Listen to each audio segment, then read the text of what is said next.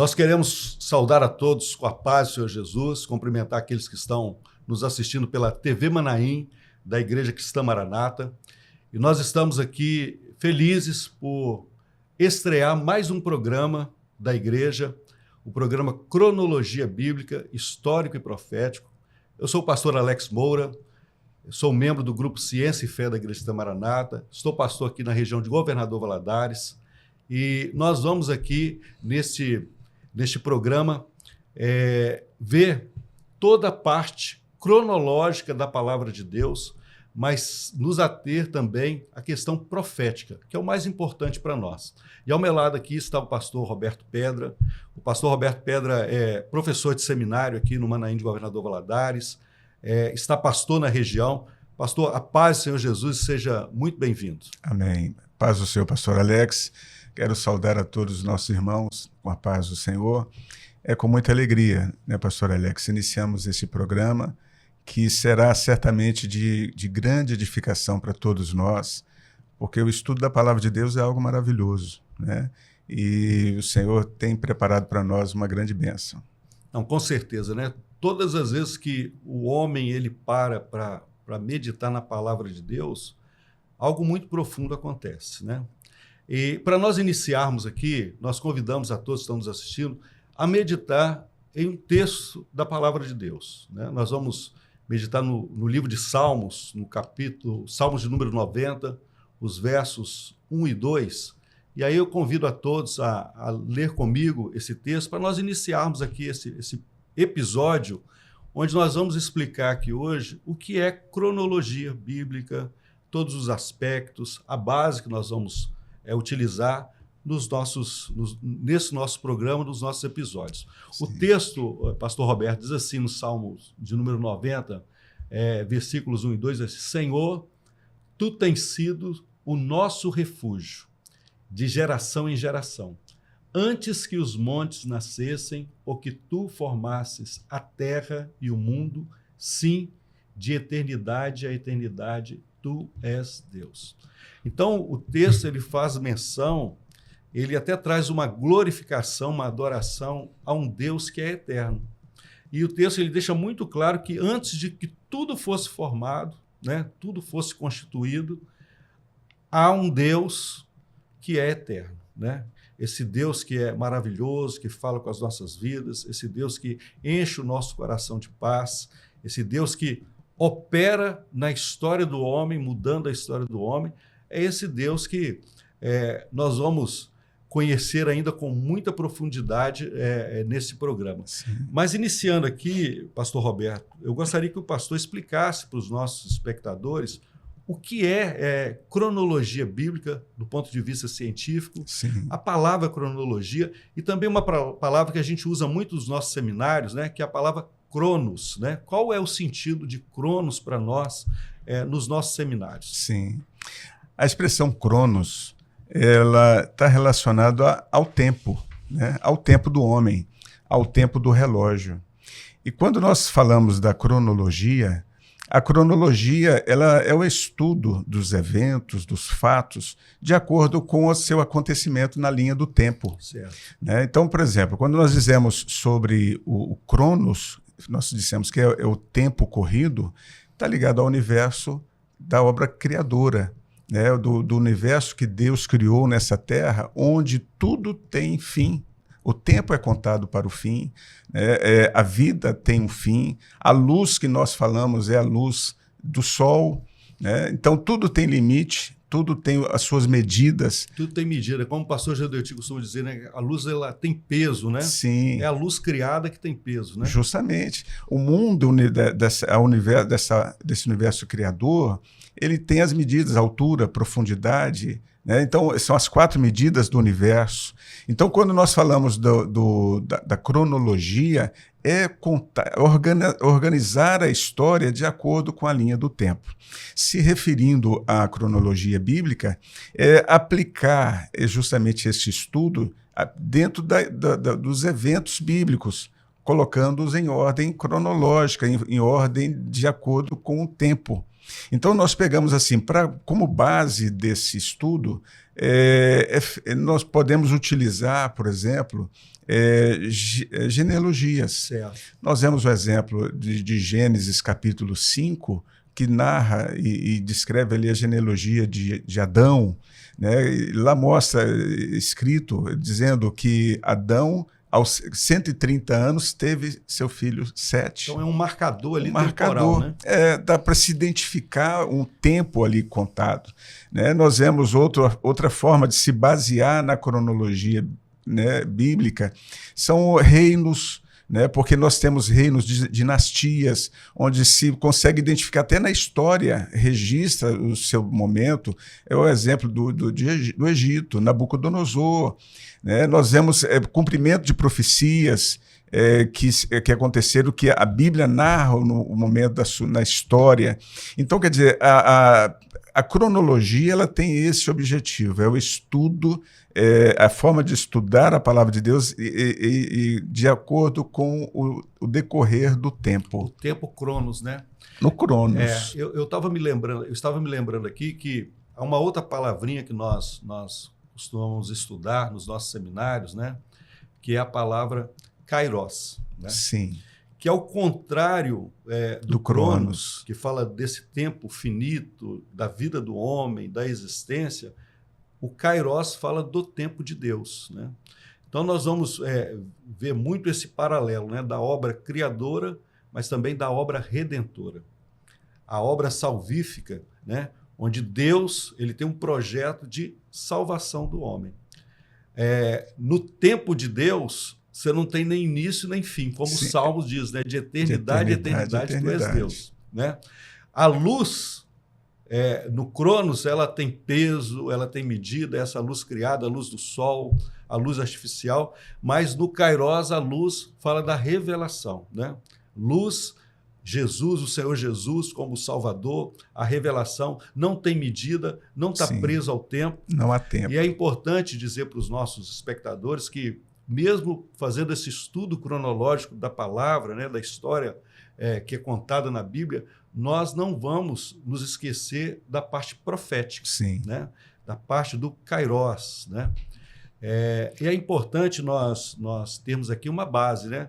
Nós vamos ver que você tem várias dispensações na palavra, né? O que são dispensações? São as intervenções de Deus, quando Deus ele administra divinamente, né, o curso das coisas e põe em ordem, às vezes, aquilo que a humanidade está fazendo. Então, nós temos várias dispensações. Mas eu gostaria que colocasse um quadro aqui a respeito da base cronológica que nós vamos utilizar, que está aqui, que fala do plano de Deus através dos séculos para as nações. A gente vê uma árvore aqui, né, e nós vamos ter a nossa base, né, como nos é ensinado também nos Manaíns, que 3 dispensações básicas, né? De Adão até Abraão, 2000 anos, né? É um período, né, aproximado de 2000 anos. De Abraão até o Senhor Jesus, mais 2000 anos, vão ter 4000 anos. E do Senhor Jesus até os nossos dias, mais 2000 anos, né? É o tempo da igreja. Nós vemos aqui essa ilustração que foi até trazida no Trombetas e Festas 2024, né? E você que nos assiste, nós fazemos um convite de você assistir o Trombetas e Festas 2024, né? Que foi um marco na vida da igreja, onde você vai ser informado do momento atual do mundo, né? Das situações, dos sinais, dos avisos que antecedem aquilo que é a base da nossa fé, que é a volta do Senhor Jesus, né? Algo muito profundo para as nossas vidas. E é interessante, Roberto, que o quadro ele mostra aqui a figueira, né, que tipifica Israel, mas ela seca em um dado momento. É o que nós vamos ver nos nossos episódios aqui, a história de Israel como nação, como povo escolhido de Deus, mas que se afasta de Deus, né? Mas há um momento que ela começa a florescer, que foi uma profecia do Senhor Jesus. Em 1948, Israel, a figueira brota novamente, Israel como nação. Então, ao longo da história, nós vamos ver esses fatos que são profetizados na palavra, mas que nós, como humanidade, nós somos espectadores e testemunhos que isso está acontecendo. Justamente. Né? O cacho de uvas aqui, a videira, né, fala da igreja, né, do Pentecostes, de uma igreja que foi gerada pelo sacrifício do Senhor Jesus, e o grande evento que nós estamos falando, que é o tema do Trombetas e Festas, né, que é o arrebatamento da igreja, o toque da quarta trombeta. Nós vemos, pastor Alex, dentro desse quadro, resumidamente, a história da humanidade. Exatamente. A Bíblia, ela tem explicação para o homem porque é um projeto de Deus. O projeto de Deus aplicado na Bíblia para a salvação e resgate do homem.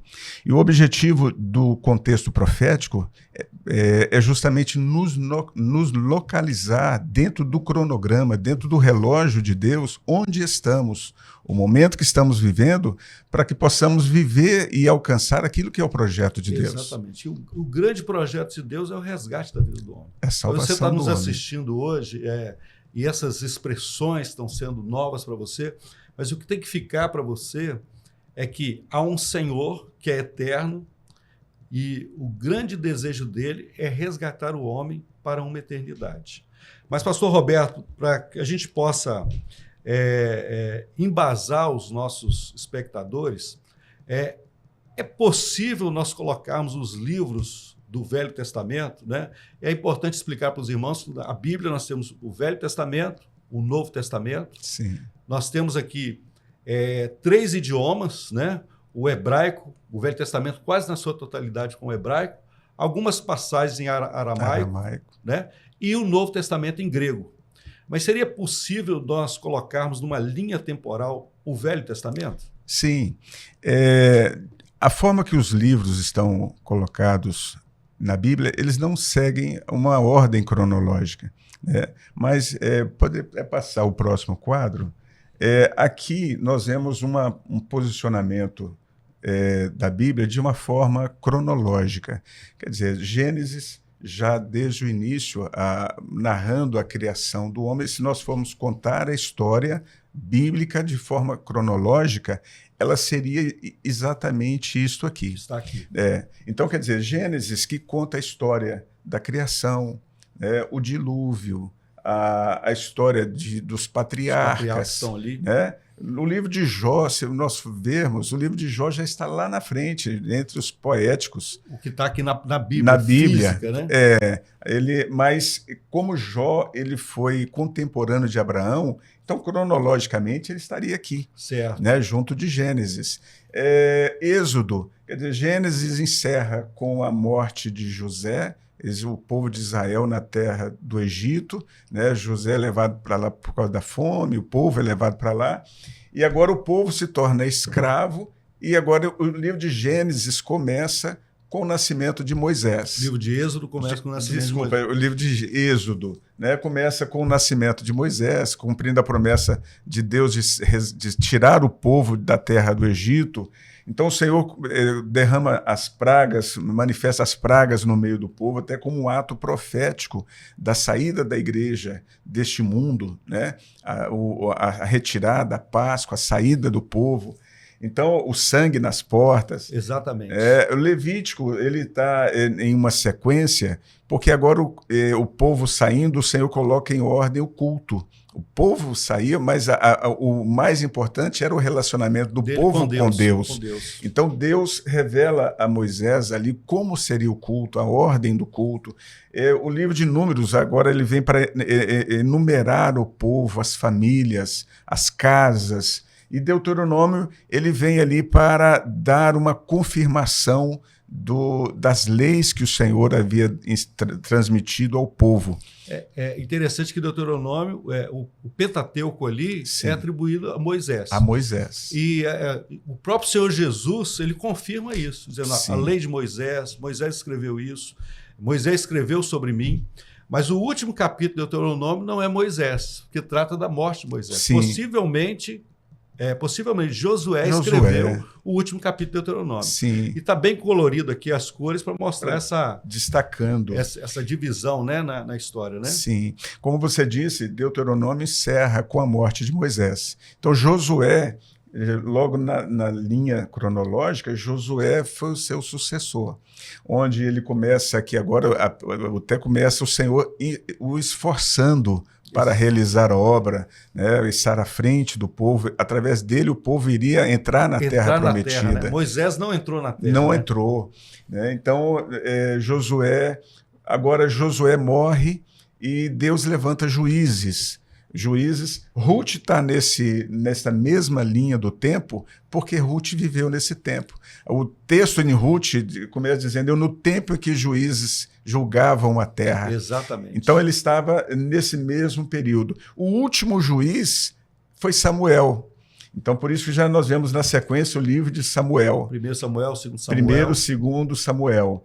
Porque aqui, quando Samuel, como último juiz, ele envelhece e a Bíblia diz que o povo pede um rei. E Deus dá ao povo Saul. Segundo o coração do povo. Segundo o coração deles. A Bíblia diz que Saul se destacava do ombro para cima, no meio da multidão. Ele atendia aquilo que era a expectativa do povo, da aparência. Mas foi um rei que não foi segundo o coração de Deus. Certo. Então Deus levanta Davi. Aí sim, agora a Bíblia diz, achei Davi homem segundo o meu coração, que fará toda a minha vontade. Então nós vemos nesse período Salmos, porque foi escrito na sua maioria por Davi. Tem Salmos de Moisés. Temos ali. Salmos de Moisés, mas para que não acontecesse uma fragmentação dos Salmos, quer dizer, está colocado aqui, escrito por Davi, né? E os Salmos não eram músicas aleatórias, eram experiências vividas por Davi.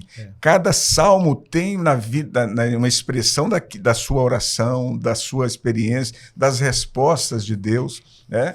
Então nós vemos na sequência agora de Samuel, os reis, onde Salomão vem assumir agora o reino após Davi, e Salomão ele escreve Provérbios, o livro de Provérbios maravilhoso, né? Eclesiastes, Cantares, que narra a história da igreja. E é importante que Cantares, né, às vezes aos olhos de muitos estudiosos bíblicos, é apenas um livro poético. Né? Muitos até evitam de falar de Cantares, mas nós tivemos uma experiência grandiosa com a revelação daquilo que está em Cantares. Né? O amor do esposo, do noivo, do esposo, que é o Senhor Jesus, pela sua igreja. Né? E aí eu faço um convite novamente para aqueles que estão nos assistindo a participar das nossas escolas bíblicas dominicais, presencialmente nas nossas igrejas, todos os domingos às 10 horas, ou pela TV, pelo nosso canal no YouTube, onde nós temos estudado a palavra. Estudamos o livro de Cantares, estamos no livro de Apocalipse, e nós fazemos esse convite. Mas nós não vamos dar muito spoiler aqui na questão do contexto. Do contexto, né? Porque nós vamos falar muito ainda. Né? Aqui, pastor Alex, sobre o livro de Cantares, nós vemos o que é a beleza da revelação na palavra. Porque a palavra não é só a letra, o alimento está além da letra. Exatamente. Então, onde está a beleza, né, do livro de Cantares e de toda a palavra de Deus. Né? Então, para encerrar já aqui, nós vemos na sequência de Salomão, ele morre, vem os filhos, Israel decai espiritualmente, né, tem um declínio espiritualmente, e Deus sempre, por isso que nós temos os profetas ali que Deus envia para alertar o povo, para despertar o povo para uma experiência, para uma posição. Né? Então nós vemos o livro de José, o segundo livro de Reis, ele encerra com uma tristeza muito grande, porque o povo completamente corrompido, entregue nas mãos de Babilônia, né? O rei levado cativo. Então é onde agora começa o período do cativeiro. Nesse período nós temos Daniel e Ezequiel. Enquanto Daniel profetizava dentro do palácio, Ezequiel estava no meio do povo, sempre trazendo ao povo um chamado ao arrependimento. Então o período do cativeiro. E nós vemos agora o pós-cativeiro, agora com Esdras e Neemias, onde a Bíblia mostra que o Senhor agora levanta profetas, Ageu, Zacarias. Os profetas, eles despertam o povo justamente para a reconstrução. Né? Há um momento que o profeta até chama a atenção, olha, mas muitos dizem que é tempo de viver nas suas casas estucadas, enquanto a casa de Deus está caída. Então, quer dizer, e a reconstrução dos muros. E Esther ali também, Esther, né? Justamente nesse período. Esther como uma rainha judia que foi escolhida ali, né? Sim. E toda uma operação do Senhor. Mas ótimo. Eu gostaria também de passar aqui para os nossos irmãos, né, o Novo Testamento, né? Nós também podemos colocar o Novo Testamento numa ordem cronológica, né? Eu gostaria que colocasse o quadro. Então, a gente tem aqui a cronologia do Novo Testamento. É interessante que nós vamos ver, né, que o que marca o Novo Testamento ali é João Batista profetizando, né, como sendo o último profeta do Velho Testamento, e profetiza justamente do nascimento de Jesus, né? Então, no Novo Testamento, né, os livros de Mateus, os evangelhos Mateus, Marcos, Lucas e João, vão trazer essa história do nascimento do Senhor Jesus, o seu ministério, a crucificação, a sua ressurreição, a ascensão do Senhor, né, o Pentecostes, né, porque ficar em Jerusalém até que do alto sejais revestidos de poder, né? E interessante, pastor Roberto e os nossos irmãos que nos assistem, que cada evangelho vai trazer algo especial da pessoa do Senhor Jesus, né? Mateus vai trazer Jesus como rei, né? Que vai falar da genealogia, mostrar que ele é o rei dos reis, o Senhor dos senhores. Marcos já traz o Senhor Jesus como o servo, né? Aquele que veio realizar a vontade do Pai, né? São narrativas rápidas, né? Jesus ele cura aqui, ele vai ali em busca de um necessitado. Não apresenta genealogia. Não apresenta genealogia. Lucas já traz Jesus como homem, né? A sua dor, o seu sofrimento, ele vai se enfermar por nós. João já vai trazer o Senhor Jesus como Deus. Né? E aí nós vamos ter depois o livro de Atos, né? Atos dos Apóstolos, mas é o livro que vai trazer os atos do Espírito Santo na vida da igreja, né? É a história da igreja ali. Lucas, né, que escreveu o livro de Atos. Aí nós temos aqui as cartas, né? Aí nós temos Tiago, está localizado mais ou menos ali. E depois nós temos as Gálatas, 1º e 2º Coríntios, Romanos, 1º e 2º Tessalonicenses, Efésios, Colossenses, Filipenses e Filemão. Esses números aqui à disposição de estar na Bíblia, né? Sim. A posição certinha. 1 Timóteo, Tito, 2 Timóteo, né, escritos por Paulo, Hebreus, né, possivelmente escrito por Paulo, né? Nós vamos falar muito do texto em Hebreus aqui. 1 Pedro, 2 Pedro, Judas, não o que traiu o Senhor Jesus, mas o meio-irmão de Jesus.